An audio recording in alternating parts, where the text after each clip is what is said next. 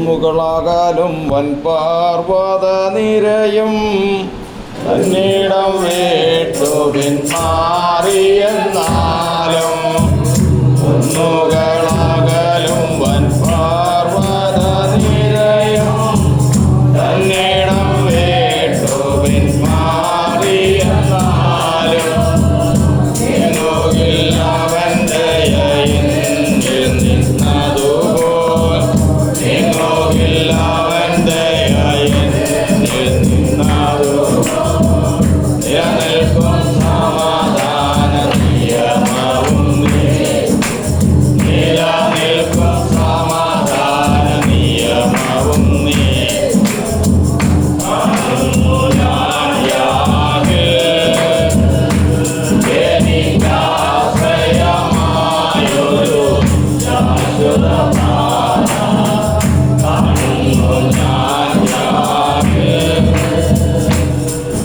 കർത്താവായ യേശുക്രിസ്തുവിൻ്റെ അതിപരിശുദ്ധ നാമത്തിന് മഹത്വമുണ്ടാകുമാറാകട്ടെ. ഇന്ന് ഈ കൂട്ടായ്മയിൽ കടന്നു വന്നിരിക്കുന്ന എല്ലാ കർത്താവിൻ്റെ ദാസന്മാർക്കും ദൈവജനത്തിനും വേഗം വരുന്നവനായ ക്രിസ്തുയേശുവിൻ്റെ ധന്യമായ നാമത്തിൽ സ്നേഹവന്ദനത്തെ അറിയിക്കുകയാണ്. ഉപവാസവും പ്രാർത്ഥനയുമായി കർത്താവിൻ്റെ സഭ മുട്ടുകളെ മടക്കുമ്പോൾ ഒരു മനുഷ്യ ശരീരത്തിൻ്റെ അസുഖം തലയറിയുന്നത് പോലെ ദൈവത്തിൻ്റെ സഭയുടെ തലയാകുന്ന ക്രിസ്തു ദൈവസഭയുടെ ആവശ്യങ്ങൾ അറിഞ്ഞ് പ്രവർത്തിക്കാനുള്ള സമയമാകുന്നു. അതുകൊണ്ട് തന്നെ നമ്മൾ ആത്മതപനം എപ്പോഴും ശ്രദ്ധ വെച്ച് നമ്മൾ ആയിരിക്കണം. ആത്മാവിനെ തപിപ്പിക്കുക, ആത്മാവിൽ വീണിരിക്കുന്ന സകല അടയാളങ്ങളും ദോഷങ്ങളും മാറ്റുക. അതിനു വേണ്ടിയിട്ട് ആത്മാവിനെ ചൂടുപിടിപ്പിക്കണം. സർക്കാർ വക ഉപകരണങ്ങൾ, ഇരുമ്പ് സാമഗ്രികളെല്ലാം കാണുമ്പോൾ അതിലൊരു മുദ്രയുണ്ടാകും. ആ മുദ്ര മായ്ക്കണമെങ്കിൽ പ്രയാസമാണ്. അത് നമ്മളൊരു കൊല്ലൻ്റെ അടുത്ത് കൊണ്ടുപോയി കൊടുത്താൽ അത് അടുപ്പിൽ വെച്ച് പഴുപ്പിച്ച് ഉരുകുന്ന സമയമാകുമ്പോഴേക്കും അതെടുത്ത് അതിനെ ചുറ്റിക കൊണ്ട് അടിച്ചു കഴിയുമ്പോൾ അത് മറ്റുള്ള ഇരുമ്പ് പോലെയാകും. ഇതുപോലെയാണ് മനുഷ്യൻ്റെ ആത്മാവിൽ വീണ് കിടക്കുന്ന ദോഷങ്ങൾ, പാപങ്ങൾ, അകൃത്യങ്ങൾ, ഇതൊക്കെയും അവൻ്റെ ഹൃദയത്തിൽ അടയാളം വരുത്തിയിരിക്കുകയാണ്. ഈ അടയാളം ചിലത് ആഴത്തിലുള്ളതുണ്ട്, ചിലത് വെറും കോറലായിട്ടുള്ളതുണ്ട്, പിന്നെ മുഷിഞ്ഞിരിക്കുന്നതുണ്ട്. ഇങ്ങനെ പ്രധാനമായിട്ടും 3 തരത്തിലാണ്. മുഷിവുള്ളതെന്ന് പറയുന്നത് ഞങ്ങളുടെ രഹസ്യഭാവങ്ങൾ നിൻ്റെ മുഖപ്രകാശത്തിൽ വച്ചിരിക്കുന്നു, അത് മുഷിവാണ്. അത് ചെറിയ നമ്മുടെ ജീവിതത്തിൽ വരുന്ന ചെറിയ തെറ്റുകളൊക്കെയാണ്. മറ്റൊന്നുണ്ട് പോറലെന്ന് പറയുന്നത്. അവൻ്റെ ഹൃദയത്തിൽ ആ പാപം അവൻ്റെ ഹൃദയത്തിൽ മുറിവുണ്ടാക്കി. അത് നമ്മൾ കേട്ടുള്ളതാണ്. വീണ്ടും നമ്മൾ പഠിക്കുന്നത് യിരെമ്യാപ്രവചനം 17-ാം അധ്യായത്തിൽ നമ്മൾ വായിക്കുന്നത് യഹൂദയുടെ പാപം ഇരുമ്പെഴുത്താണി കൊണ്ടും വജ്രത്തിൻ്റെ മുന കൊണ്ടും അവൻ്റെ ഹൃദയത്തിൻ്റെ പലകയിലും അവൻ്റെ വിഗ്രഹങ്ങളിലും എഴുതി വെച്ചിരിക്കുന്നു. ആ വാക്യം ഒന്ന് വായിക്കാം. 17-ാം അധ്യായം. വേഗം വേണം, സമയം മുമ്പോട്ട് പോകുന്നു. 17:1. യഹൂദയുടെ പാപം ഇരുമ്പെഴുത്താണി കൊണ്ടും വജ്രത്തിൻ്റെ മുന കൊണ്ടും എഴുതി വച്ചിരിക്കുന്നു. കർത്താവിന് സ്തോത്രം. അപ്പോൾ അത് എവിടെയൊക്കെ എഴുതി വച്ചിരിക്കുന്നത്? അത് അവൻ്റെ ഹൃദയത്തിൻ്റെ പലകമേൽ. കർത്താവിന് സമ്മതി. അത് ഹൃദയത്തിൻ്റെ പലകമേൽ അത് എഴുതി വച്ചിരിക്കുകയാണ്. ഇത്രയും സാധാരണ നമ്മൾ പറഞ്ഞല്ലോ, മുഷിഞ്ഞിരിക്കുകയാണെങ്കിൽ അത് കഴുകിയാൽ പോകും. ഓറലുണ്ടെങ്കിൽ ഒന്ന് ശരിക്ക് ഒന്ന് തൂത്താൽ, അല്ലെങ്കിൽ അതിന് പറ്റിയ കാര്യങ്ങൾ കൊണ്ട് തൂത്താൽ പോകും. പക്ഷെ ഇത് എന്തുകൊണ്ടാണ് എഴുതിയിരിക്കുന്നത്? ഇരുമ്പെഴുത്താണി. എഴുത്താണി എന്ന് പറഞ്ഞു കഴിഞ്ഞാൽ ഇരുമ്പ് കൊണ്ടല്ല ഇരുമ്പിന്മേൽ എഴുതുന്നത്. പിന്നെയോ അതിന് കട്ടി കൂടിയ ഇരുമ്പിൻ്റെ വശങ്ങളുണ്ട്. അതാണ് വജ്രം. അല്ലെങ്കിൽ നമ്മൾ ടങ്സ്റ്റൺ കാർബൈഡ് എന്നൊക്കെ പറയുന്ന കാര്യങ്ങളതാണ്. അതുകൊണ്ടൊക്കെ അങ്ങ് എഴുതി കഴിഞ്ഞാൽ അത് മാഞ്ഞു പോകണമെങ്കിൽ അല്പം ബുദ്ധിമുട്ടാണ്. എന്തായിരുന്നാലും ഇതിൽ ഏത് തരത്തിലുള്ള അടയാളമായിരുന്നാലും അത് മാഞ്ഞു പോകണമെങ്കിൽ അത് വഴുക്കണം.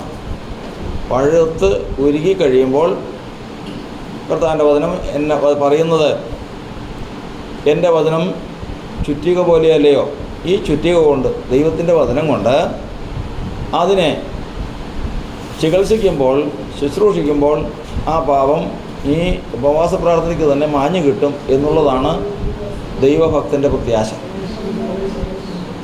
അതുകൊണ്ട് തന്നെ നമുക്കൊരു ഉപവാസ പ്രാർത്ഥന എന്ന് പറയുന്നത് ഏറ്റവും വിലപ്പെട്ടതാണ്. ഇതിനാൽ നമ്മുടെ സകല ദോഷങ്ങളും പരിഹരിക്കപ്പെട്ടിരിക്കണം. ഇതിനും അപ്പുറത്തേക്കൊരു അകൃത്യം ഉണ്ടാകാൻ പാടില്ല.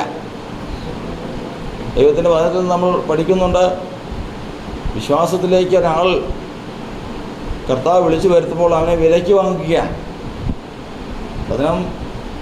അതിന് പറയുന്നത്, ദൈവം നിങ്ങളെ വിലയ്ക്ക് വാങ്ങിയിരിക്കുന്നു, നിങ്ങളെ വിലയ്ക്ക് വാങ്ങിയിരിക്കുന്നു. അതുകൊണ്ട് മനുഷ്യർക്ക് ദാസന്മാരാകരുത്. വിലയ്ക്ക് വാങ്ങിയതാണ് നിങ്ങളെ. അതുകൊണ്ട് വിലയ്ക്ക് വാങ്ങിയവന് കീഴടങ്ങി ജീവിക്കുക എന്നുള്ളതാണ് മനുഷ്യൻ്റെ ഉത്തരവാദിത്വം. പക്ഷേ വേറെ കാര്യമുണ്ട്, വേറൊരാൾ വിലയ്ക്ക് വാങ്ങാൻ നടക്കുന്നുണ്ട്. അതെന്താണ്? അത് ദൈവത്തിൻ്റെ എതിരാളിയായ സാത്താനാണ്. ഈ സാത്താൻ കൊടുക്കുന്ന വിലയാണ് നമ്മൾ പറഞ്ഞ് വായിക്കുന്നത്. അവരുടെ അകൃത്യ നിമിത്തം അവർ തങ്ങളെ തന്നെ വിറ്റ് ഒരാകൃത്യം ചെയ്യുമ്പോൾ ദൈവം വിലയ്ക്ക് വാങ്ങിയ പാത്രത്തെ സാത്താന് മറിച്ചു കൊടുക്കുക. ഇതാണ് രണ്ട് കച്ചവടമാണ് നടക്കുന്നത്. അവിടെ കർത്താവിൻ്റെ വചനത്തിൽ നമ്മൾ പഠിക്കുന്നത്, കർത്താവ് വിലയ്ക്ക് വാങ്ങി തൻ്റേതാക്കി തീർത്താൽ അവൻ ഉടനെ എഴുതുന്ന പുസ്തകമാണ് ജീവൻ്റെ പുസ്തകം. ജീവൻ്റെ പുസ്തകത്തിലേക്ക് അവനെ അങ്ങ് എഴുതും. കാരണം അവൻ നിത്യജീവൻ അവകാശിയായി തീരത്തക്കവണ്ണം അവൻ്റെ പേര് ജീവൻ്റെ പുസ്തകത്തിൽ എഴുതും. എന്നാൽ ശത്രു അടങ്ങിയിരിക്കില്ല. അവനിങ്ങനെ നടന്ന് രാവും പകലും അപവാദം പറഞ്ഞും വാദം പറഞ്ഞും പോരാടിയും മോഹിപ്പിച്ചും അവനെ ഏതെങ്കിലും അപകടത്തിൽ കൊണ്ടുപോയി ചാടിച്ച് ഇവനെ കൊണ്ട് ആകൃത്യം ചെയ്യിക്കും. ആകൃത്യം ചെയ്യിക്കുന്നതോടുകൂടി നമ്മൾ ആദ്യം പഠിച്ചതുപോലെ മുകളിൽ ഹൃദയത്തിൽ ഒരു മൂടുപടം വന്നു, ഒരു പൊടി വന്നു, അടയാളം വന്നു, മുതലായിട്ടുള്ള കാര്യങ്ങളെല്ലാം വന്നു.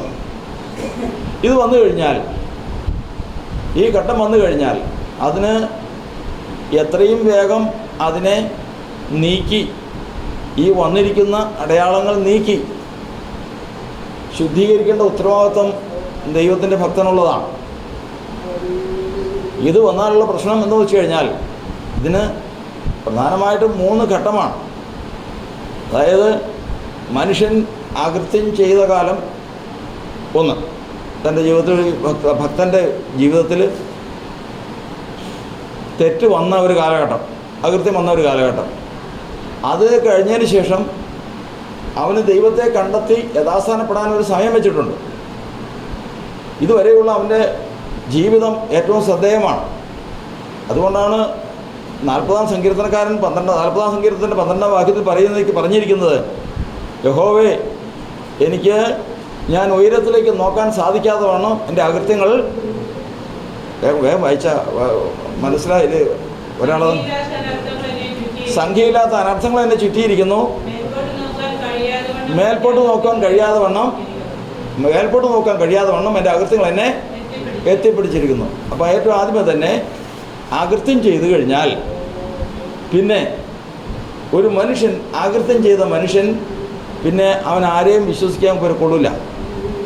ഒരു മനുഷ്യൻ്റെ ജീവിതം ഒരു പ്രത്യേക അവസ്ഥയിലേക്ക് മാറുക. കാരണം അകൃത്യം കുതികാലിനെ പിന്തുടരും. അവന് അടങ്ങിയിരിക്കാൻ സാധിക്കില്ല. അകൃത്യം ചെയ്തവൻ അടങ്ങിയിരിക്കാൻ സാധിക്കില്ല. അവൻ എന്തെങ്കിലും അകൃത്യം വായ പഠിപ്പിക്കുന്നു.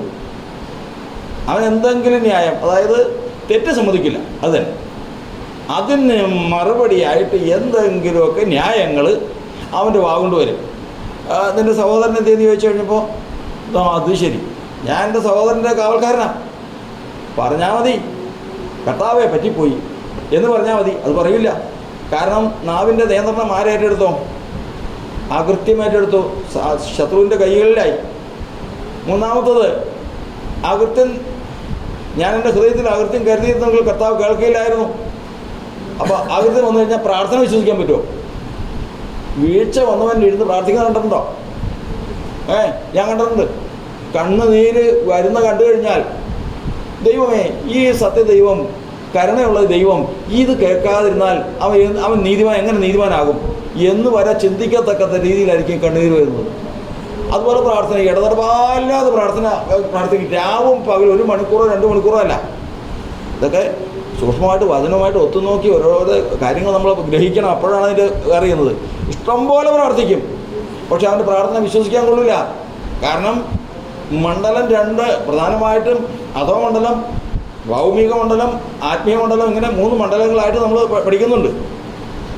ഭൗമിക മണ്ഡലങ്ങൾ ഒരു ഒച്ച ഉണ്ടാക്കി കഴിഞ്ഞാൽ അത് ആത്മീയ മണ്ഡലത്തിലേക്ക് കിടക്കണമെങ്കിൽ അതിനെന്ത് വേണം? ഇപ്പോൾ ഞാൻ ഇവിടെ കിടന്ന ഒച്ച ഉണ്ടാക്കി കഴിഞ്ഞാൽ അത് ആത്മീയ മണ്ഡലങ്ങളിലേക്ക് കിടക്കണമെങ്കിൽ അതിനൊരു ഇതുണ്ട്. എന്താണ് അതിനും പറഞ്ഞിരിക്കുന്നത്? അവൻ എൻ്റെ പ്രാർത്ഥന ശബ്ദം ശ്രദ്ധിച്ചിരിക്കുന്നു. സ്തോത്ര സ്വരം കേൾപ്പിക്കേണ്ടതിന് സ്തോത്രം പറഞ്ഞാൽ പോരാ. സ്തോത്രത്തിന് എന്ത് വേണം? സ്വരം വേണം. സ്വരം, ശബ്ദം എന്ന് പറയുന്ന 2 ഭാഗങ്ങളുണ്ട്. അതിൽ നിന്ന് എത്ര ഘോരം പ്രസംഗിച്ചാലും ഇതില്ല എങ്കിൽ വെറുതെയാണ്. ഇതില്ല എങ്കിൽ ഒരു കാര്യവും നടക്കില്ല. അപ്പോൾ അവിടെയാണ് കർത്താവിൻ്റെ വചനം പറയുന്നത്, അകൃത്യം ഹൃദയത്തിലുണ്ടെങ്കിൽ, ഈ പാടുണ്ടെങ്കിൽ ഈ ശബ്ദം ഉണ്ടാവില്ല. അവൻ മറിഞ്ഞു പോയി കഴിഞ്ഞാൽ പിന്നെ അവൻ്റെ വീണുപോയവൻ്റെ പ്രാർത്ഥന എന്ന് പറയുന്നത് ഈ ശബ്ദം ഇല്ലാത്തതുകൊണ്ട് എതിരില്ല, പോരാട്ടമില്ല. അവൻ രാത്രിയും പകലും ഇരുന്ന് പ്രാർത്ഥിക്കും. എതിരില്ല. പേടിക്കേണ്ട കാര്യമില്ലല്ലോ. കാരണം ശത്രുവിന് പേടിക്കേണ്ട കാര്യമില്ല. കാരണം എന്താ? ഇതീ പറയുന്നതല്ലാതെ കർത്താവിൻ്റെ അടുക്കലേക്ക് ഈ ശബ്ദം പോകുന്നില്ല. അപ്പോൾ തന്നെ സങ്കീർത്തനം പറയുന്നത് പ്രകാരമാണ്, ഞാൻ വിളിച്ചപേക്ഷിക്കയിൽ തന്നെ എൻ്റെ ശത്രുക്കൾ ഒന്ന് പറഞ്ഞു പിന്തിരിയുന്നു. ഞാൻ ഒരാളിരുന്നുകൊണ്ട് ഇങ്ങനെ പ്രാർത്ഥിച്ചുകൊണ്ടിരിക്കുക, സാരമില്ല, ഗണ്യമാക്കണ്ട. ഇങ്ങനെ കുറേ പ്രാർത്ഥിച്ചതിന് ശേഷം, കുറേ നേരം പ്രാർത്ഥിച്ചതിന് ശേഷം അവൻ്റെ തെറ്റൊക്കെ ഓർത്ത്, കർത്താവേ വന്നുപോയി, സംഭവിച്ചു പോയി, തെറ്റായിപ്പോയല്ലോ കർത്താവേ എന്ന് പറഞ്ഞതിന് ശേഷം അന്നത്തെ വെച്ച് ഹൃദയം തകർന്നതിന് ശേഷം ദൈവമേ എന്നൊരു വാക്ക് വിളിച്ച് അപ്പം തന്നെ മറ്റോ കെട്ടുകെട്ടി. ആര്? കേട്ടോണ്ടിരുന്നവൻ. കാരണം ഇപ്പം ആരാ ഈ ശബ്ദത്തിൽ എന്ത് ചെയ്തിട്ടുണ്ട്? ഈ ശബ്ദത്തിൽ സ്വർഗം എഴുതേറ്റിട്ടുണ്ട്, സ്വർഗം പ്രവർത്തിച്ചിട്ടുണ്ട്. അതാണ് യോന അവിടെ നിന്ന് പ്രാർത്ഥിച്ചു. എന്തെങ്കിലും മാറ്റം ഉണ്ടായോ? കർത്താവിൻ്റെ സന്നിധിയിൽ നിന്ന് ഒളിച്ച് വേറെ സ്ഥലത്തേക്ക് പോകാൻ പോയി. അവസാനം അവൻ മത്സ്യം വിഴുങ്ങി മത്സ്യത്തിൻ്റെ ഉള്ളിൽ വെച്ച് എന്ന് കഴിഞ്ഞപ്പോൾ ഒരു മാനസാന്തരം. പ്രാർത്ഥിച്ചു എങ്ങനെയാണെന്നറിയോ? എവിടെ ഇരിക്കുന്നതെന്നറിയോ? ചുറ്റും വെളിച്ചമില്ല. അവിടെ മെഴുകുതിരി എത്തിക്കി വയ്ക്കാൻ പറ്റുമോ? ലൈറ്റുണ്ടോ? ഒന്നുമില്ല. വിഷമിക്കുമ്പോൾ ഒന്ന് കിടക്കണത് എവിടെയാ? ഇല്ലേ, ഇവിടെ നിൽക്കുന്ന തലയണയിലല്ല കിടന്നേ, പിന്നെ എവിടെയാ? കടൽ പുല്ലിൻ്റെ തലപ്പാവായിരുന്നു. എൻ്റെ തലയണ എന്തായിരുന്നു? കടലിൽ നിന്ന് പറിക്കുന്ന ഈ മത്സ്യം വിഴുങ്ങുന്ന സസ്യമാണ് അവൻ തലവെച്ച് കിടക്കുന്നത്. അങ്ങനെ സ്വസ്ഥതയുണ്ടോ? ഇങ്ങനെ ഇരുന്ന് കഴിഞ്ഞപ്പോഴത്തേക്കും വേറെ ഒരു മാർഗ്ഗമില്ല. പണ്ട് ഞാൻ എങ്ങനെ ജീവിച്ചതാ ദൈവമാണ്, എങ്ങനെ ഇരുന്നതാ? കർത്താവ് ഒരു ദൂത് പറയും, ഞാൻ പോയി പറയും. എങ്ങനെ ഞാൻ സന്തോഷമായിട്ട് കർത്താവിൻ്റെ ദാസനായിട്ട് ജീവിച്ചതാ? ഒന്ന് ഹൃദയം തകർന്ന് നിലവിളിച്ച് ഞാൻ കഴിച്ച പ്രാർത്ഥന എവിടെ എത്തിയെന്ന് പറയാമോ? എവിടെ എത്തി? ഞാൻ കഴിച്ച പ്രാർത്ഥന വിശുദ്ധ മന്ദിരത്തിലെത്തി. എവിടെ വിശുദ്ധ മന്ദിരം എന്നറിയാമോ? ഇവിടുന്ന് 4000 കിലോമീറ്റർ അപ്പുറമുള്ള യെരുശലേമിലല്ല, പിന്നെയോ എവിടെയാ? ഭൂമണ്ഡലം കഴിഞ്ഞ്, നക്ഷത്രമണ്ഡലം കഴിഞ്ഞ്, സകലതും കഴിഞ്ഞ്, കർത്താവിന് സ്തോത്രം, സർവശക്തനായ ദൈവം അധിവസിക്കുന്ന ദൈവത്തിൻ്റെ പട്ടണമായ സിയോൻ, യെരുശലേം, അതിലുള്ള സിയോൻ, അതും കഴിഞ്ഞ് കൂടാരത്തിൽ അതിവിശുദ്ധ സ്ഥലത്ത് ഈ ശബ്ദം എത്തിയെന്ന് പ്രാർത്ഥിക്കുന്നത് മത്സ്യത്തിൻ്റെ വയറ്റിൽ കിടക്കുന്നു. ശബ്ദം എവിടെ എത്തി? സ്വർഗത്തിലെത്തിയത്. അതിനെന്തുണ്ട്? ഇവിടെ വന്ന് ഞാൻ ഇവിടെ കിടന്ന് കൂവിക്കഴിഞ്ഞാൽ എത്ര വെച്ച കിട്ടും? കൂടി വന്നാൽ പുത്തഞ്ചന്ത വരെ കിട്ടും. അതിൽ കൂടുതൽ കിട്ടുമോ? കിട്ടില്ല. പക്ഷേ ഈ സ്വരം എവിടെ പോകും? സ്തേഫാനോസ് നിന്ന് ഉയരത്തിലേക്ക് നോക്കി കർത്താവായ യേശു മഹിമയുടെ വലത്തുഭാഗത്ത് എഴുന്നേറ്റ് നിൽക്കുന്നുണ്ട്. കർത്താവേ, എൻ്റെ ആത്മാവിനെ കൈക്കൊള്ളണമേ എന്ന് പറഞ്ഞു. ശബ്ദം അവിടെ എത്തി.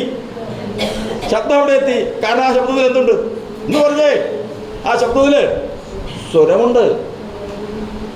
അതാണ് അത്. ഈ സ്വരം കിട്ടണമെങ്കിൽ എന്ത് വേണമെന്നറിയാമോ? ഈ സ്വരം വേണമെങ്കിൽ സ്തോത്ര സ്വരം കേൾപ്പിക്കേണ്ടതിനും സ്തോത്രത്തിന് എന്ത് വേണം?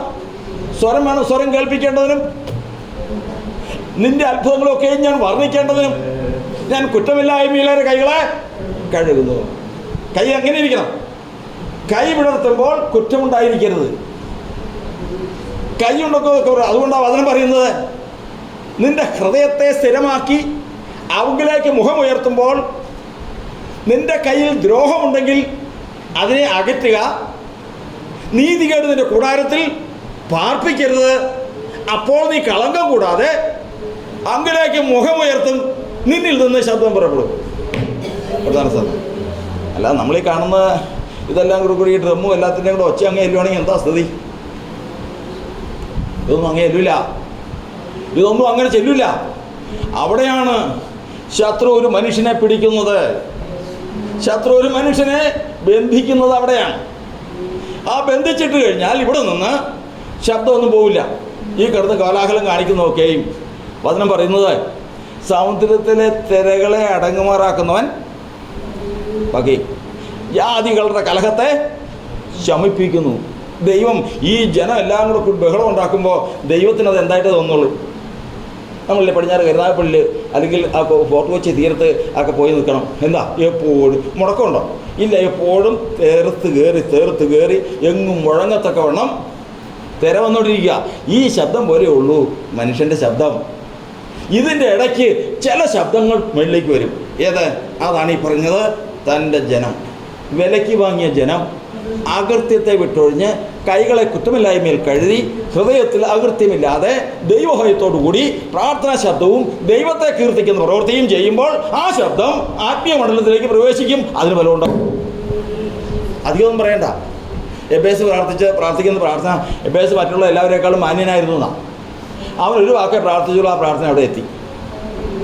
എത്തേണ്ട രീതിയിൽ, ചെയ്യേണ്ട രീതിയിൽ, പുറപ്പെടുവിക്കേണ്ട രീതിയിൽ ശബ്ദം പുറപ്പെടുവിച്ചു കഴിഞ്ഞാൽ അതവിടെ എത്തും. ഇല്ല എങ്കിൽ അത് ഇവിടെ കിടന്ന് കറങ്ങുന്നതല്ലാതെ പ്രാർത്ഥിക്കും തോറും വഷളായി വരുന്നുണ്ടല്ലോ. പ്രാർത്ഥിക്കും തോറും കീർത്തിക്കുമ്പോഴും ശുശ്രൂഷിക്കുമ്പോഴും വഷളായിട്ട് വരുന്ന കണ്ടുണ്ടോ? ഉണ്ട്.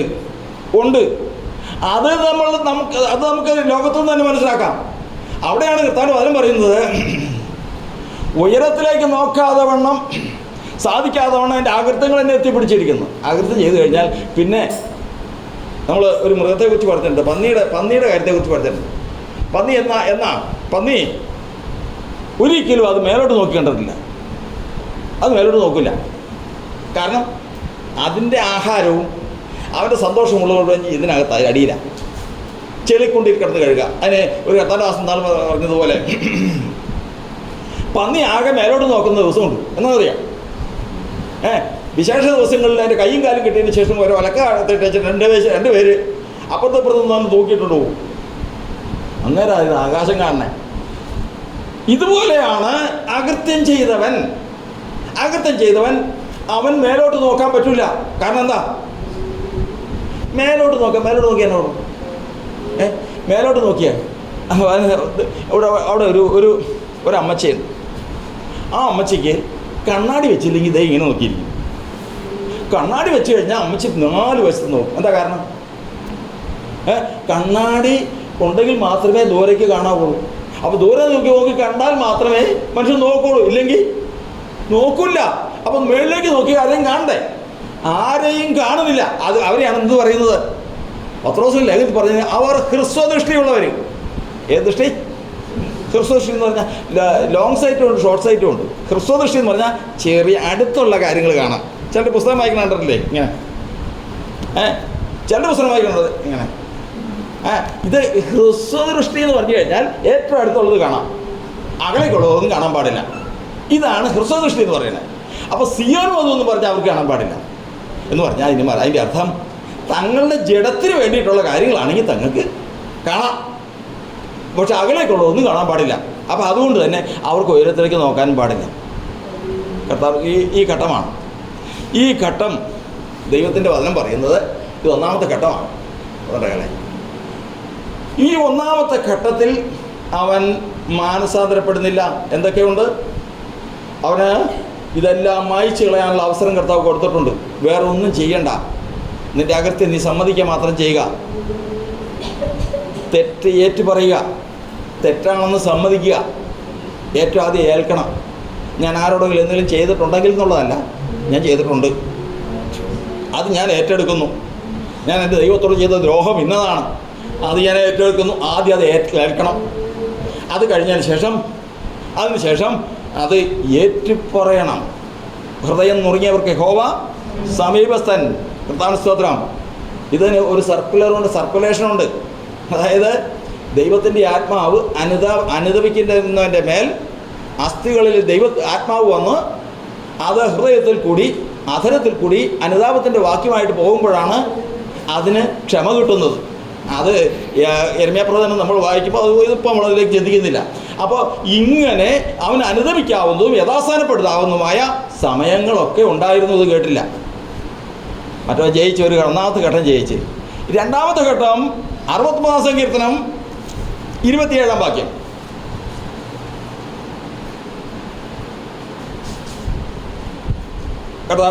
വായിക്കും. 69 സങ്കീർത്തനം 27 വാക്യം.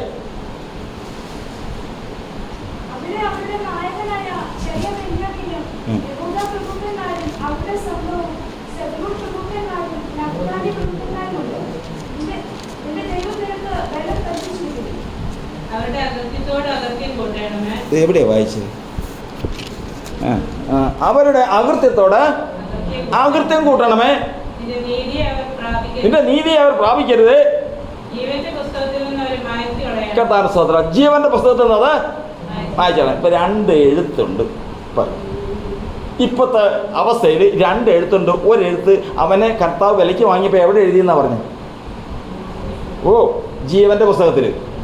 അവൻ അത് കഴിഞ്ഞതിന് ശേഷം സാത്താൻ അവൻ്റെ ഹൃദയം എവിടെ എഴുതി? ഹൃദയത്തിൽ അകൃത്യം എഴുതി. ഹൃദയത്തിൽ അകൃത്യം എഴുതി. ജീവന്റെ പുസ്തകത്തിലും പേരുണ്ട്. കർത്താവ് നോക്കിയിരുന്നു. എന്തിന്? ഇവൻ്റെ അകൃത്യം ഒന്ന് ഏറ്റുപറഞ്ഞ് ഉപേക്ഷിച്ച് ഇവനൊന്ന് യഥാസ്ഥാനപ്പെടാൻ നോക്കിയിരുന്നു. അവൻ യഥാസ്ഥാനപ്പെട്ടില്ല. അവൻ്റെ അകൃത്യത്തെ തന്നെ തുറന്നുകൊണ്ടിരിക്കുക. അകൃത്യത്തിന് അവന് യാതൊരു മാറ്റവുമില്ല, സ്വഭാവത്തിനും മാറ്റമില്ല. അവൻ ദൈവത്തോട് നിലവിളിക്കുന്നില്ല. പ്രാർത്ഥനയുണ്ട്, ഉപവാസമുണ്ട്, ജാഗരണമുണ്ട്, എല്ലാം ഉണ്ട്. പക്ഷേ ഈ ശബ്ദമില്ല. ദൈവം കേൾക്കത്തക്കതുപോലെ ശബ്ദം അവൻ്റെ ജീവിതത്തിലില്ല. ഇങ്ങനെ വന്നപ്പോഴേക്കും കർത്താവിന്റെ വചനം പറയുന്നത് 2ാം ഘട്ടമാണ്. അവൻ്റെ അകൃത്യത്തോട് അകൃത്യം കൂട്ടണമേ എന്ന് പറഞ്ഞു കഴിഞ്ഞാൽ ദാവീദിൻ്റെ ആദ്യത്തെ അകൃത്യം എന്താ? ഊരിയാവിൻ്റെ ഭാര്യയെ താൻ എടുത്തു. കർത്താവ് പറഞ്ഞതാണ്, നിൻ്റെ സഹോദരൻ്റെ ഭാര്യയാണ്, നിനക്കത് പാടില്ല, നിനക്കെടുക്കാൻ പാടില്ല എന്ന് പറഞ്ഞതാണ്. അവൻ കേട്ടില്ല. നീ എന്നെ നിരസിച്ച് ഈ ഊരിയാവിൻ്റെ ഭാര്യ എടുത്തുന്ന. കർത്താവിനെ നിരസിച്ചതിന് ശേഷം ഊരിയാവിൻ്റെ ഭാര്യ എടുത്തു. 1ാമത്തെ അകൃത്യം. ഇത് കഴിഞ്ഞതിന് ശേഷം മാനസാന്തരപ്പെട്ടോ? ഇല്ല. പിന്നെ മുമ്പോട്ട് പോവുക. അത് മറയ്ക്കാൻ വേണ്ടിയിട്ട് 2ാമത്തെ അകൃത്യത്തോട് അകൃത്യം കൂട്ടി. എന്ത് ചെയ്തു? ഊരിയാവിനെ കൊന്നു. അപ്പോൾ ഇവൻ ഏത് ഘട്ടത്തിലാണ്? അകൃത്യത്തോട് അകൃത്യം കൂട്ടിയ ഘട്ടത്തിലാണ്. അപ്പോൾ ഇനി അടുത്ത ഘട്ടമാണ് എന്ത് വായിക്കാൻ പോവാന്നറിയാം? എന്താ? ജീവന്റെ പുസ്തകത്തിൽ നിന്ന് പേര് വായിക്കാൻ പോവാ. ജീവന്റെ പുസ്തകത്തിൽ നിന്ന് പേര് വായിക്കുന്നതിന് മുമ്പ് അവൻ ചെയ്യേണ്ട ഒരു പ്രവൃത്തിയുണ്ട്. എന്താണെന്നറിയാമോ? അന്ത്യാകൃത്യം എന്ന് പറഞ്ഞു കഴിഞ്ഞാൽ അതിനാലാണ് അവൻ ഇവിടം വിട്ടു പോകുന്നത്. അന്ത്യാകൃത്യം. അതാണ് യെഹെസ്കേൽ പ്രവചനം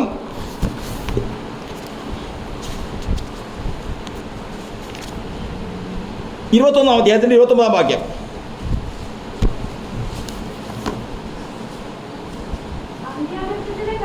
അന്ത്യാകൃത്യത്തിന്റെ കാലത്ത് മതി. അപ്പോൾ അന്ത്യാകൃത്യം എന്ന് പറഞ്ഞു കഴിഞ്ഞാൽ ഒരു അകൃത്യോടെ ഉണ്ട്. ഈ അകൃത്യത്തിന്റെ കാലത്ത് അതിലെത്തുന്നതിന് മുമ്പ് കർത്താവ് ഇവനെ നശിപ്പിച്ച് കളയാതിരിക്കാൻ ഒന്ന് ശ്രമിക്കും. എങ്ങനെ ഏത് വിധേനയും ഇവൻ ചെയ്ത അകൃത്യത്തെക്കുറിച്ചൊരു മാനസാന്തരം വന്ന് ഇവനെ കടത്തിക്കൊണ്ടു പോരാൻ അവസാനത്തെ ശ്രമം നടത്തുകയാണ്. ഈ ശ്രമം നടത്തി പറ്റില്ല എന്ന് കണ്ടു കഴിഞ്ഞാൽ കച്ചവടം ചെയ്യുന്നത് പോലെ ഇവനെ അങ്ങ് ഏൽപ്പിക്കാൻ പോവാ.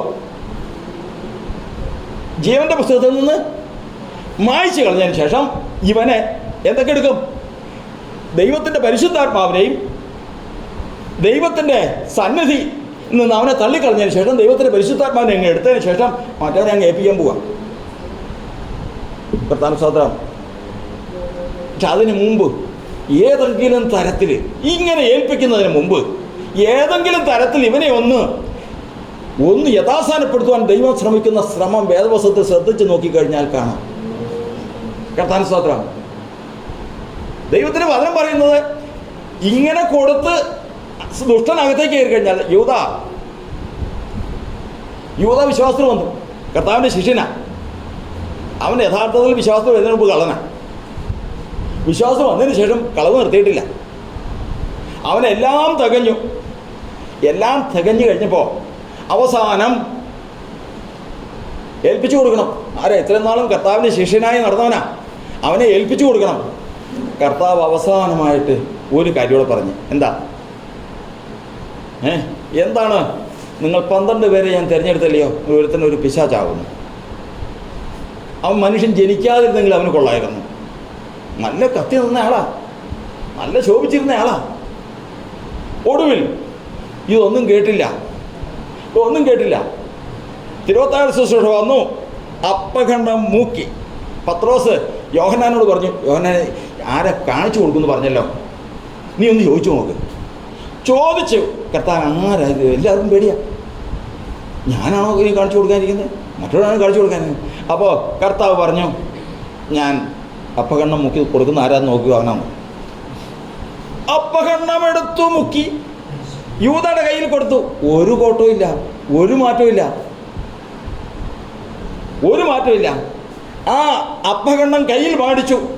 കയ്യിലേക്ക് അപ്പഖണ്ഡം മേടിച്ചു. സാത്താൻ എങ്ങോട്ട് കയറി? ഉള്ളിലേക്ക് കയറി. കയ്യിൽ അപ്പഖണ്ഡം, ഉള്ളിൽ സാത്താൻ കയറി. കാരണം കൈമാറ്റം നടന്നതാണ് എന്നറിയാം. പണ്ട് വിലയ്ക്ക് മേടിച്ചവരിൽ നിന്ന് അങ്ങനെയല്ല, ഇത് എൻ്റെയാണെന്ന് പറഞ്ഞ് തിരിച്ചു മേടിച്ചതാണ്. പിന്നെ പോയ വഴിയാണ് ആ പോയി കെട്ടി ഞാൻ ചത്തതും പുരോഹിതൻ്റെ അടുത്ത് പോയത്. പിന്നെ അവന് പിന്നെ അവൻ ജനിക്കാതിരുന്ന് കൊള്ളായിരുന്നു പറഞ്ഞത്. ഇതുപോലെ അകൃത്യത്തോട് അകൃത്യവും കൂട്ടി നിൽക്കുന്ന ദാവീദിൻ്റെ ജീവിതമാണ്. എന്തൊക്കെ പോയി? മനസ്സൊരുക്കുമ്പോൾ ആത്മാവ് പോയി, രക്ഷയുടെ സന്തോഷം പോയി. പ്രധാന സ്വാതന്ത്ര്യം. അധരത്തെ ദൈവം തുറക്കുന്നില്ല. ഹൃദയ നൈർമല്യം പോയി.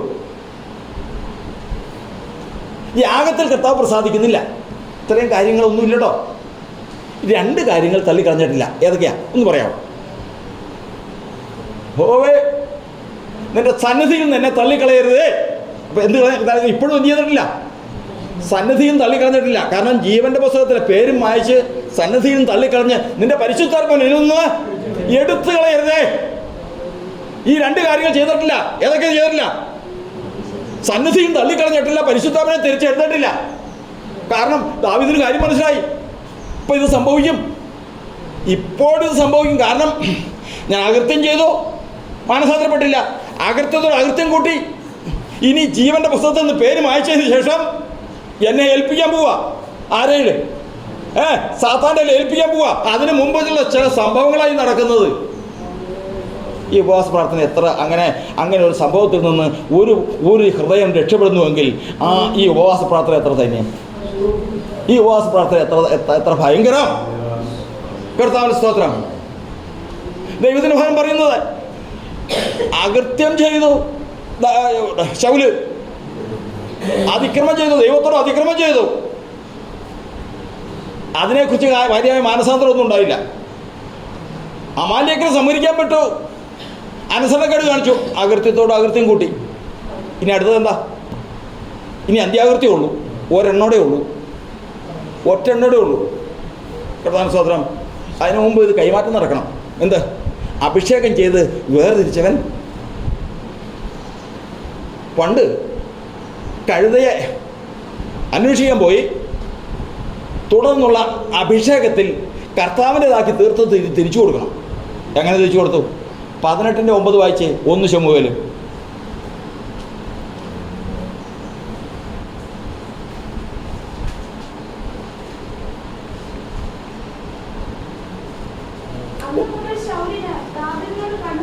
അതിൻ്റെ പശ്ചാത്തലം നമുക്കറിയാം. യുദ്ധം കഴിഞ്ഞ് വന്നപ്പോൾ കുറച്ച് പെൺകുട്ടികൾ എല്ലാവരും കൂടി ആർത്ത് സന്തോഷിച്ച് പാട്ട് പാടി തപ്പ് എല്ലാവരും എടുത്തില്ലേ? എല്ലാവരും അപ്പോൾ ഭയങ്കര സന്തോഷിച്ച് വരിക. അപ്പോൾ പെൺകുട്ടികളൊക്കെ കൂടി പാടുക. എന്താണ്?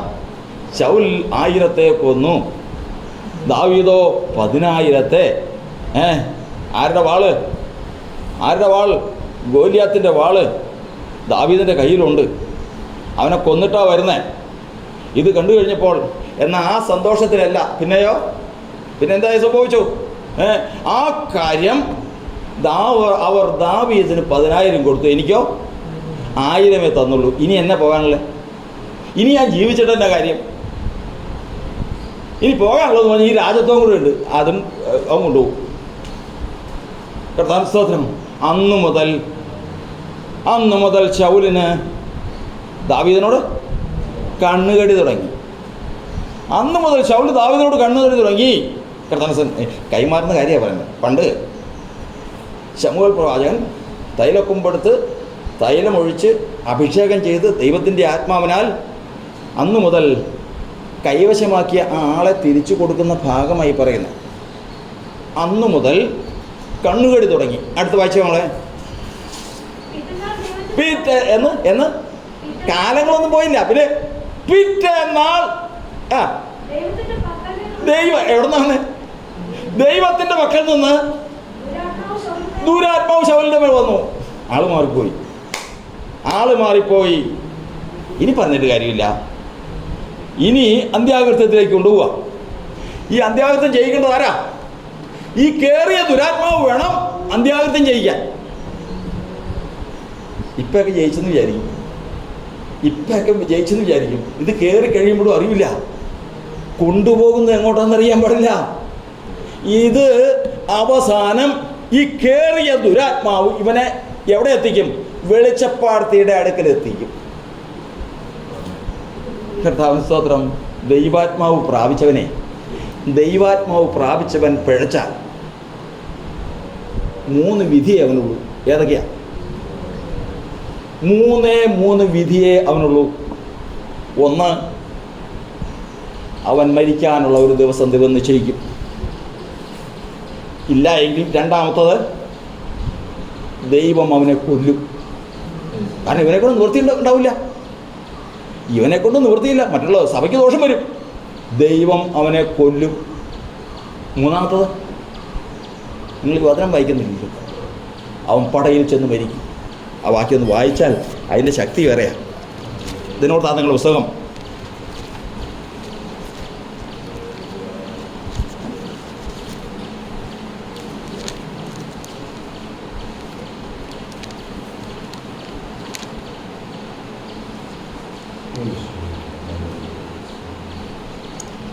പത്താം അധ്യായത്തിൻ്റെ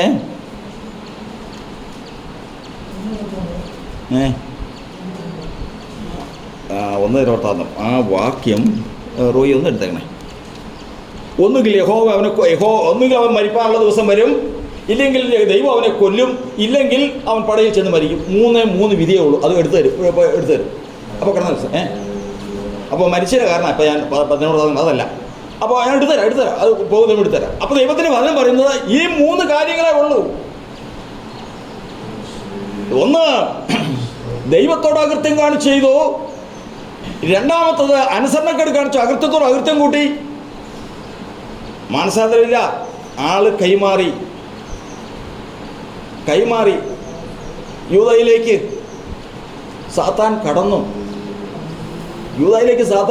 അവനെ കൊണ്ടുപോയി. എവിടം വരെ കൊണ്ടുപോയി എന്നറിയാമോ? അവനെ മഹാപുരോഹിതന്റെ അടുക്കിലേക്ക് ചെന്ന് പറയുകയാണ്. അവൻ മഹാപുരോഹിതൻ, എല്ലാം തികഞ്ഞ, ഈ ക്രൂശിക്കാൻ അവനോടുള്ള മഹാപുരോഹിതന്റെ അടുക്കൽ പറയാ, കുറ്റമില്ലാതെ രക്തത്തെ കാണിച്ചു കൊടുത്തു പോയല്ലോ പിതാവേ. മഹാപുരോഹിതൻ പറഞ്ഞു, ഞങ്ങൾക്ക് നീ ഇതൊക്കെ പറയാ, കാശ് എണ്ണി മേടിച്ചില്ലേ, കൃത്യമായിട്ട് കാശ് തന്നില്ലേ, പിന്നെ നീ ഇതും പറഞ്ഞുകൊണ്ട് വരുന്നത് എങ്ങനെയാണ്? എല്ലാം പോയല്ലോ. എന്നാൽ ആ സമയത്ത് നേരെ അപ്പുറത്ത് ആൾ നിൽക്കുന്നുണ്ട്. എവിടെ? ക്രൂശിൽ തൂങ്ങിയവൻ അവിടെയുണ്ട്. പിതാവേ, തെറ്റിപ്പോയി, നീ എല്ലാം അറിയുന്നവനാണ്. 3 പ്രാവശ്യം തള്ളിപ്പറഞ്ഞ് ആണയിട്ടവന് ക്ഷമ കൊടുത്തവൻ അത് ക്ഷമിക്കില്ലേ? തോന്നില്ല. കാരണം കച്ചവടം ചെയ്ത് ഉറപ്പിച്ച് മേടിച്ചോണ്ട് പോയതാ. അത് വരാതിരിക്കാനാണ് ഇന്ത്യ ജീസസിനെയും പെന്തക്കോസ്ത് സഭയിലും ഈ തൂത് മുഴങ്ങുന്നതെന്ന്. ശത്രു വാദിച്ചു കൊണ്ടിരിക്കുകയാണെന്ന്. ഇത് സംഭവിച്ചു. കണ്ണുകെട്ട് തുടങ്ങി. പിറ്റേ നാൾ ദൈവം അയച്ച അശുദ്ധാത്മാവ് ശൗലിൻ്റെ മേൽ വന്നു. അതാണ് പിന്നീട് ആ കാണിച്ചു കൂട്ടിയത് മുഴുവനും. കർത്താവിന്റെ സ്തോത്രം. ദൈവത്തിൻ്റെ വചനം പറയുന്നത് ഇന്നാകുന്നു സുപ്രസാദകാലം, ഇതാകുന്നു രക്ഷാദിവസം. ഈ അകൃത്യത്തെ മായ്ക്കാൻ ഇത്രയും ശ്രേഷ്ഠമായ ഒരു ശുശ്രൂഷകൾ, ഒരു ദിവസങ്ങൾ നമ്മുടെ കർത്താവ് നമുക്ക് തന്നിരിക്കുമ്പോൾ ഓർക്കണം ഇതിൻ്റെ മാഹാത്മ്യം എന്തെന്ന്. കർത്താവിന്റെ സ്തോത്രം. അവൻ വരും, എന്നായാലും അവൻ വരുമ്പോഴത്തേക്കും ഈ എഴുതി വച്ചിരിക്കുന്ന ജീവൻ്റെ പുസ്തകത്തിൽ ഇതിപ്പോൾ ജീവൻ്റെ പുസ്തകത്തിലും പേരുണ്ട്. അവൻ്റെ ഹൃദയത്തിൻ്റെ പലകയിലും നോക്കിക്കഴിഞ്ഞാൽ അയ്യോ ആകൃത്യവും എല്ലാം കൂട്ടിയിരിക്കുന്ന ഇതുകൊണ്ടല്ലോ. അതെങ്ങനെയാ ശരിയാവണേ? അത് ശരിയാകുന്നത് എങ്ങനെയാണ്? ഹൃദയത്തിൽ അകൃത്യവും കൂട്ടുന്ന പേരും അടയാളവും ജീവന്റെ പുസ്തകത്തിൽ പേരും, ഇത് രണ്ടും കൂടെ ശരിയാവുമോ? കർത്താവ് നീതിമാനാ. കർത്താവ് എന്ത് ചെയ്തെന്നറിയാവോ? കർത്താവ് ചെയ്യുന്ന പ്രവൃത്തി, വിടുതലിനുള്ള പ്രവൃത്തി രണ്ടാ. ഒന്ന്, യെരമ്യാ പ്രവചനം 50-ാം അധ്യായത്തിൻ്റെ 20-ാം വാക്യം വായിക്കും.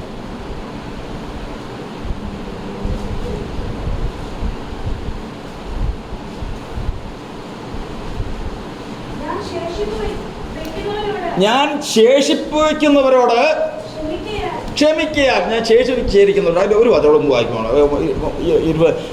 19 വരെ വായിക്കും.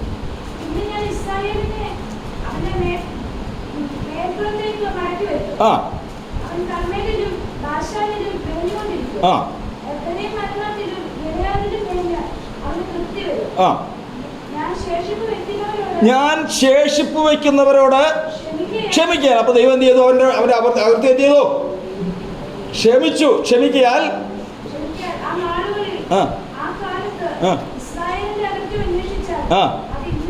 ഇസ്രായേലിന്റെ അകൃത്യം അന്വേഷിച്ചു വരുന്നവരാരാ? അകൃത്യം അന്വേഷിച്ചു വരുന്നവരാരാ? ഈ കുറ്റം മാത്രം കണ്ടുപിടിക്കാൻ നോക്കിയിരിക്കുന്നവരാരാ? ഒരാളുടെ അവനെ അങ്ങോട്ട് തയ്യാറാക്കിക്കാനായിട്ട് അവൻ ചെയ്തിട്ടുള്ള എന്തെല്ലാം ഉണ്ടെങ്കിലും അതൊന്നുമില്ലാതെ അതിൻ്റെ എതിര് ഏതെല്ലാം ദോഷമുണ്ടോ അവൻ അല്ലെങ്കിൽ അന്ന് ചെന്നപ്പോൾ ഞാൻ കണ്ടതാ, അങ്ങനെ ചെയ്തപ്പോൾ ഇങ്ങനെ കണ്ടതാ എന്തെല്ലാം പറഞ്ഞ് അന്വേഷിച്ചു വരുന്നവരുണ്ട്, അന്വേഷിച്ച് നടക്കുന്നവരുണ്ട്. ഭൂമിയിൽ മനുഷ്യൻ്റെ തെറ്റ് അന്വേഷിച്ച് നടക്കും. സാത്താൻ അന്വേഷിച്ച് നടക്കുന്ന എവിടെയാണ്? അവൻ്റെ അവകാശം എന്ന് പറഞ്ഞാൽ ഈ ഹൃദയത്തിൽ എഴുതിയതില്ല. കണ്ടോ? അടയാളം കണ്ടോ? അനുഭവമാണ്. ഒരാളുടെ നേരെ സാത്താൻ വിരലി കൊണ്ടിയതിന് ശേഷം പറഞ്ഞതാ, എൻ്റെ അവകാശം ഞാൻ കാണിച്ചു തരാമെന്ന്. എൻ്റെ അവകാശം ഞാൻ അപ്പോൾ തന്നെ നല്ല എത്രയാണെന്നറിയോ? അപ്പോൾ തന്നെ കത്തി നിൽക്കുന്ന ഒരു മനുഷ്യനാണെന്ന് ഓർക്കണം. ഒരു കർത്താവിൻ്റെ ദാസനാ. ആ കർത്താവിൻ്റെ ദാസൻ്റെ ഹൃദയത്തിലേക്ക് ചൂണ്ടിച്ച് പറഞ്ഞതാ, ഇതേ ഞാൻ കാണിച്ചു തരാമെന്ന്. ഒരു ഉപവാസ പ്രാർത്ഥനയുടെ എത്ര കൃത്യം ഓർക്കണം? ഏകദേശം 30 ദിവസത്തിൽ കൂടുതലാണ്. 30 ദിവസത്തിൽ കൂടുതൽ. 40 ദിവസം ഉപവാസ പ്രാർത്ഥനയിൽ 30 ദിവസം പിന്നിട്ട് ചില നാളുകൂടെ കഴിഞ്ഞപ്പോഴാണ് ഒരു ദിവസമാണ് കാണിച്ചു കൊടുത്ത് പറഞ്ഞത്, ഞാൻ കാണിച്ചു തരാം. കർത്താവിന്റെ സ്തോത്രം. ദൈവത്തിൻ്റെ വചനം പറയുന്നത് ഇത് അന്വേഷിച്ച് നടക്കുന്നവനാണ് സാത്താൻ. എന്നാൽ കർത്താവിന്റെ വചനം പറയുന്നത് ഒരു ദിവസം ന്യായവിധിയുടെ ദിവസം സാത്താൻ അന്വേഷിച്ചു വന്നു. കാരണം അനർത്ഥത്തിനൊരു ദിവസം നിശ്ചയിച്ചിട്ടുണ്ട്. ഒരു ദിവസം. ആ ദിവസം സാത്താൻ വന്ന് അത് കണ്ടോന്ന് ചോദിച്ചു. ഇവിടെ കണ്ടില്ല. ഞാൻ ഇന്ന് കഴിഞ്ഞ ദിവസം പോകുമ്പോൾ ആ പാടുണ്ടായിരുന്നല്ലോ. ഞാൻ ആ പാടുണ്ടായിരുന്നല്ലോ. കണ്ടില്ല. എന്താ കാണാൻ്റെ കാരണം? ദൈവം ക്ഷമിച്ചു. ദൈവം ക്ഷമിക്കുന്നത് മായ്ക്കാൻ അവിടെ ആളുണ്ട്. ദൈവം ക്ഷമിച്ച അകൃത്യം മായ്ക്കാൻ അവിടെ ആളുണ്ട്. അതുകൊണ്ടാണ് രാജാതിരാജാവും കർത്താവുമായവന്റെ മുൻപാകെ നാം മുട്ടുകളെ മടക്കിയിരിക്കുമ്പോൾ അകൃത്യം മായ്ക്കുവാൻ കഴിവുള്ളവൻ. 7:18 വായിക്കേ. മീഖ 7:18.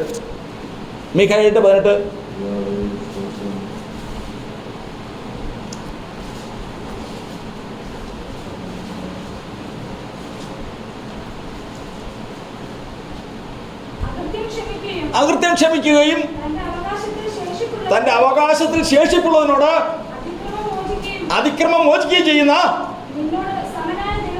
ദൈവമേ, നിന്നോട് സമനായ ദൈവം ആരുള്ളൂ? ഭയങ്കരമാണ്. ഞാൻ വിചാരിച്ചതാണ്, രക്ഷപ്പെടുമെന്ന് വിചാരിച്ചതാണോ? പ്രമാണം നോക്കിയിട്ട് പറഞ്ഞത് എന്താണ്?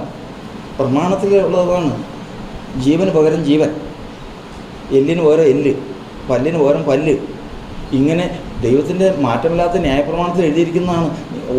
അബദ്ധവശാൽ ചെയ്തതല്ല, കരുതി കൂട്ടി ഒരു നിരപരാധിയും നീതിമാനും ദൈവഭക്തനുമായ ഒരു മനുഷ്യനെ മനഃപൂർവ്വം കൊല്ലിച്ചവനാ ദാവീദ്. ദൈവമേ, നിന്റെ കരുണ എത്ര വലുത്! നിന്നോട് സമനായ ദൈവം വേറെ ആരുള്ളൂ? കാരണം എന്താണെന്നറിയാമോ? കാരണം സങ്കീർത്തനത്തിലൊരു ഭാഗമുണ്ട്. ഏതാ എന്നറിയാമോ? ഒരു മനുഷ്യന് എത്ര അസ്ഥി ഉണ്ടെന്ന് നമ്മൾ പഠിക്കണേ. നമ്മളൊരു മനുഷ്യന് എത്ര അസ്ഥി ഉണ്ടെന്നാണ് പഠിക്കുന്നത്. 206 ഞാൻ കേട്ടിട്ടുണ്ട്, പഠിച്ചിട്ടുണ്ടെന്ന് തോന്നുന്നു. 208 എന്താവട്ടെ, 206 ആയിക്കോട്ടെ, 206 വെച്ച് കൂട്ടാം.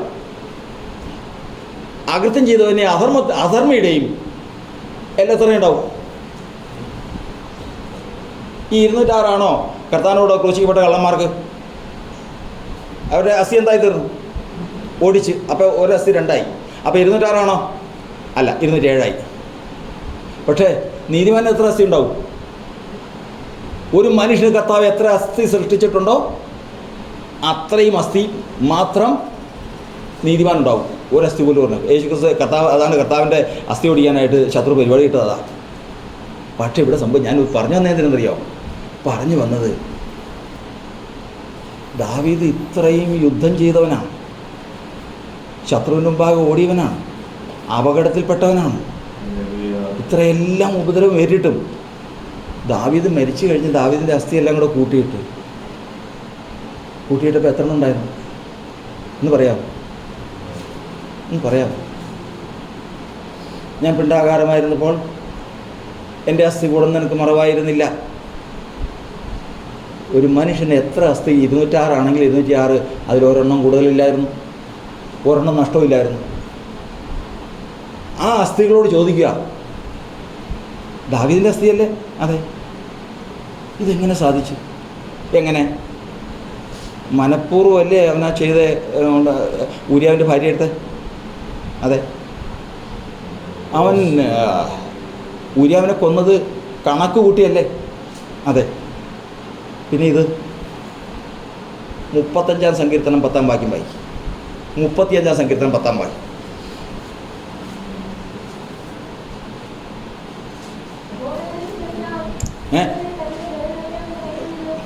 അതെ, തെളിച്ച് പതുക്കെ വായിച്ചാൽ ആരും തിരക്കൊന്നുമില്ല. പതുക്കെ യഹോവേ നിനക്ക് തുല്യനാരാ? അതല്ലേ ഏറ്റവും ആദ്യം ഉണ്ടായി. യഹോവേ നിനക്ക് തുല്യൻ. അതാണ് നമ്മൾ പറഞ്ഞ അകൃത്യം ക്ഷമിക്കുന്ന ദൈവമായിട്ട് നിന്നോട് സമനായ ഒരു മനുഷ്യൻ, ഒരു ദൈവം ആരുള്ളൂ? ദൈവമേ. ഇവിടെ ഈ പറയുന്ന ആരെന്നറിയാം? ഇവിടെ അത് പറയുന്നത് എഴുത്തുകാരൻ പറയണ. ഇത് പറയുന്ന ആരെന്നറിയാം? അസ്ഥിയാ പറയണേ. ദാവീദിന്റെ അസ്ഥി പറയാ, യഹോവേ നിനക്ക് തുല്യൻ ആര്? എളിയവനെ തന്നിലും ബലമേറിയവൻ്റെ കയ്യിൽ നിന്നും. എൻ്റെ ദൈവമേ, ഇത് ഇവർക്കൊക്കെ സ്വരം എവിടെ പോയി?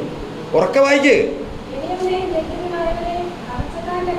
എളിയവനെയും ദരിദ്രനെയും കവർച്ചക്കാരുടെ കയ്യിൽ നിന്നും നീ രക്ഷിക്കുന്നുവെന്ന് എൻ്റെ അസ്ഥികളൊക്കെ പറയും. സംഗീതം എഴുതിയാരാ നോക്കി? സംഗീതം എഴുതിയാരാ? ദാവീദ് പറയാ, എൻ്റെ അസ്ഥികളൊക്കെയും പറയും എന്നറിയാമോ? കാരണം എന്നറിയാം?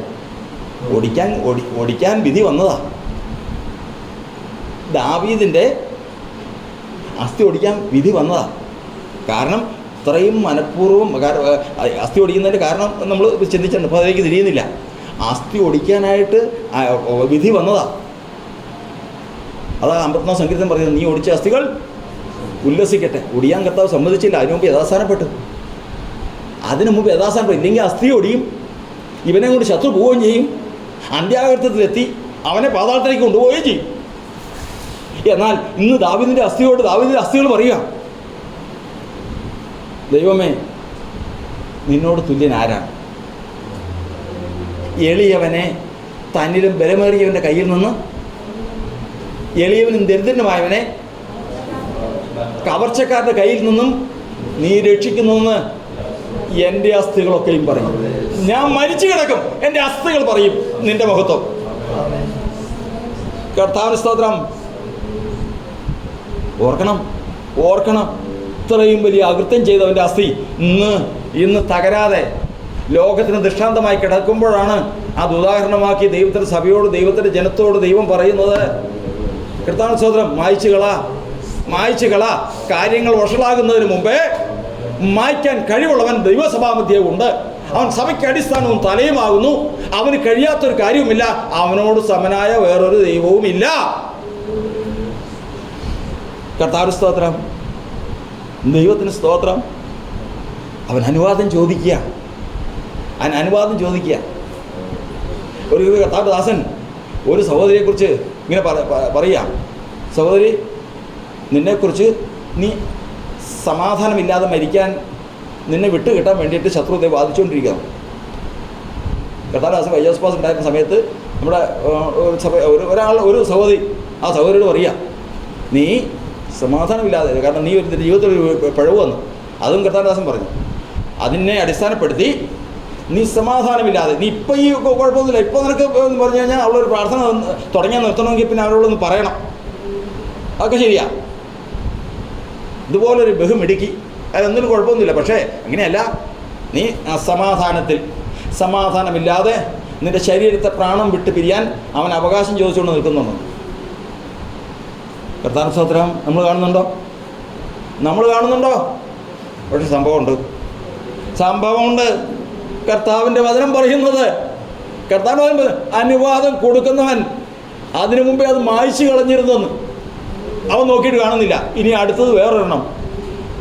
സക്കറിയ പ്രവചനം 3-ാം അധ്യായം വായിക്കും. സക്കറിയ പ്രവചനം 3-ാം അധ്യായം.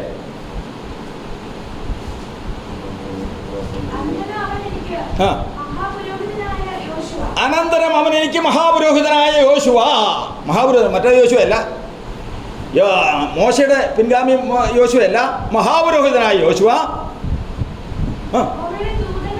യഹോവയുടെ ദൂതന്റെ മുമ്പിൽ നിൽക്കുന്നത്, സാത്താൻ അവനെ കുറ്റം ചുമത്തുവാൻ അവൻ്റെ വലത്തുഭാഗത്ത് നിൽക്കുന്നതും കാണിച്ചു തന്നു. കർത്താവിന് സ്തോത്രം. എന്നറിയോ, യോശുവ ഇടയിൽ എന്തുണ്ടെന്നറിയാമോ? അകൃത്യമുണ്ട്.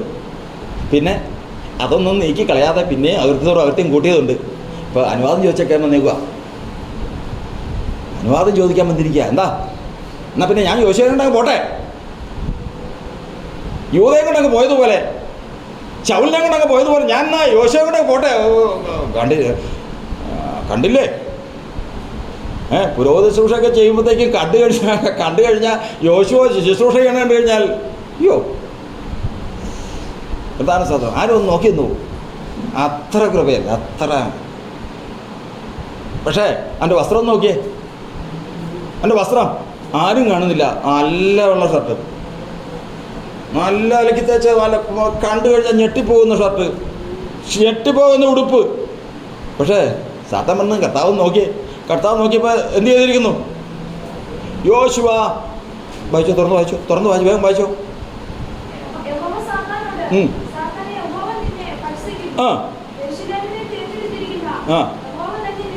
സ്പർശിക്കുന്നു.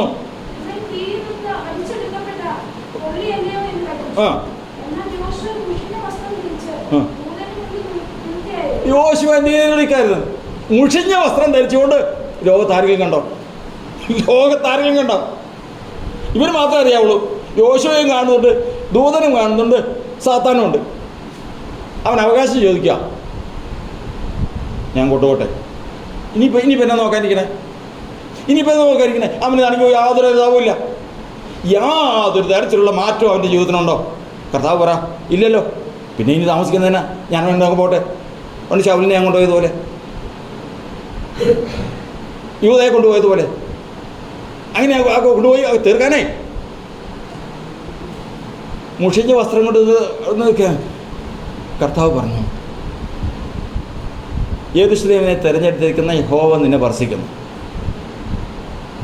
നീ പറയുന്നത് ശരിയാ. വസ്ത്രം മുഷിഞ്ഞിട്ടുണ്ട്, അവൻ അകൃത്യം ചെയ്തിട്ടുണ്ട്. പക്ഷേ ഒരു കാര്യം ഓർക്കണം, അവൻ തീയിൽ നിന്ന് വലിച്ചെടുത്ത് കൊള്ളിയല്ലേ. അവൻ ഏത് നിലയിൽ നിന്നാണ് ഞാൻ ഇവിടെ കൊണ്ടുവന്നത്?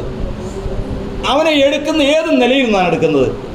ഏത് കൊള്ളിയും തീയിൽ നിന്ന് എടുത്തു കഴിഞ്ഞാൽ അതിൻ്റെ അറ്റത്ത് അല്പം തീയും കരിയും ഒക്കെ കാണും. അതൊക്കെ മാറ്റിയാൽ, സൈന്യങ്ങളെ ദൈവം വിചാരിച്ചാൽ മാറ്റിയേ പോകാവുന്നതല്ലേ ഉള്ളൂ. കർത്താവ് സ്തോത്രം. നിന്നോട് സദൃശനായ ദൈവം ഉറക്കെ പറ, ആരുള്ളൂ? ദൈവമേ, ദൈവമേ, അകൃത്യത്തെ മോചിക്കുന്ന നിന്നോട് സദൃശനായ ദൈവം ആരുള്ളൂ? അവനാണല്ലോ നമ്മുടെ സഭാമധ്യേ ഉലാവുന്നവൻ. അവനല്ലേ നമ്മുടെ സഭയ്ക്ക് അടിസ്ഥാനം. അവനല്ലേ നമ്മുടെ സഭയ്ക്ക് തല. അവനല്ലേ നമുക്ക് ആലോചന പറഞ്ഞു തരുന്നവൻ. അവൻ്റെ നേരെ ശത്രു ആവശ്യം പറഞ്ഞ് പോരാടിക്കൊണ്ടിരിക്കുമ്പോൾ ഇന്ന് കർത്താവിൽ ആശ്രയിക്കാം, കർത്താവിൽ ആശ്രയിക്കാം. നമ്മെ വിട്ടുകൊടുക്കാതിരിക്കുന്ന ഇതുവരെ സൂക്ഷിച്ചവൻ, അവൻ തീയിൽ നിന്ന് വലിച്ചെടുത്ത കൊള്ളിയാണ്. അവൻ്റെ അകൃത്യം ഞാൻ മായ്ച്ചിരിക്കുന്നു അല്ല ചെയ്യാൻ കഴിവുള്ളവൻ. ശത്രു നോക്കിയാൽ അകൃത്യത്തെ കാണാതിരിക്കാൻ തക്കവണ്ണം മറയ്ക്കുവാൻ കഴിവുള്ളവൻ.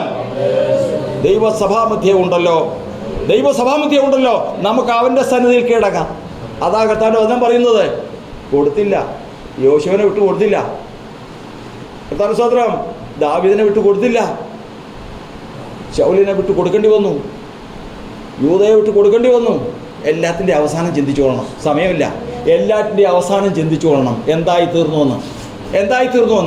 കർത്താവിന്റെ സ്തോത്രം. ഒറ്റക്കാര്യം മാത്രം ബലിയാൻ പറഞ്ഞതുപോലെ, ഹോവേ, ഭക്തന്മാർ മരിക്കും പോലെ ഞാൻ മരിക്കട്ടെ, എൻ്റെ അവസാനം അവൻ്റേതുപോലെ ആകട്ടെ. ഒരു നല്ല അവസാനത്തിന് വേണ്ടി ദൈവത്തിൻ്റെ ആത്മാവെന്ന് തന്നെ സഭയോട് ബുദ്ധി പറയുമ്പോൾ കർത്താവിൻ്റെ വരവിനെ കാത്തിരിക്കുന്നവരാണല്ലോ. കർത്താവിന്റെ സ്തോത്രം. ശത്രു അവകാശം പറഞ്ഞ് അവൻ്റെ കൈക്കലാക്കി കച്ചവടം ചെയ്തു കൊണ്ടുപോകുന്നതിന് മുമ്പേ ദൈവത്തിന് മുമ്പാകെ താഴാം. ഹല്ലേലൂയ. കാന്തനെ കാണുവാൻ ആർത്തി വളരുന്നേ,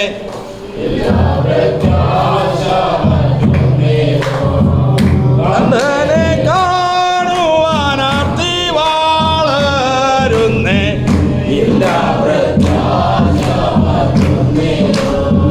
കണ്ടാലും വേഗം ഞാൻ വന്നിടാമെന്നൂര, കണ്ടാലും വേഗം ഞാൻ വന്നിടാമെന്നൂര. ചെയ്ത പ്രിയൻ വരും നിശ്ചയം, ചെയ്ത പ്രിയൻ വരും നിശ്ചയം. കാന്തനെ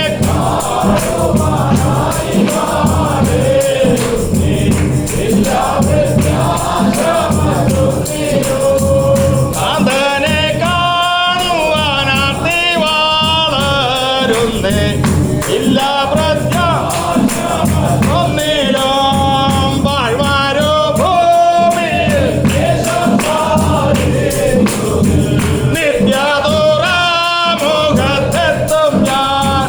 വാഴ്വാരോ ഭൂമിയിൽ